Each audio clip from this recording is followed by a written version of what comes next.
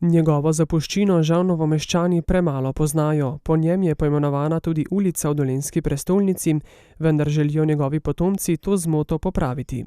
Pusti kar dosti člankov, pomagal je mlajšim dijakom, študentom, da so nekaj naredili in pa tudi dosti knjig je bilo na njegov račun izdanih.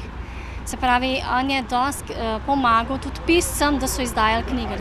Med drugim je bil mecen Antonu Aškercu in Ivanu Cankarju. Slednji mu je v zahvalo napisal 13 pisem, ki jih še vedno hrani knjižnica Mirana Jarca. Za tiste čase je bil sicer zelo napreden in je kritiziral vpliv germanizacije na Slovenskem. On je bil zelo drzen in upal si je povedati, zaradi tega so imeli tudi dosti kritike na njegov račun. On je bil pri vseh stvareh prvi in vedno izstopal tudi v izjavah, recimo, ki so se v tistem času dogajale, recimo družba, da se mora spremeniti, da je treba pomagati revnejšim, da je treba spremeniti način razmišljanja.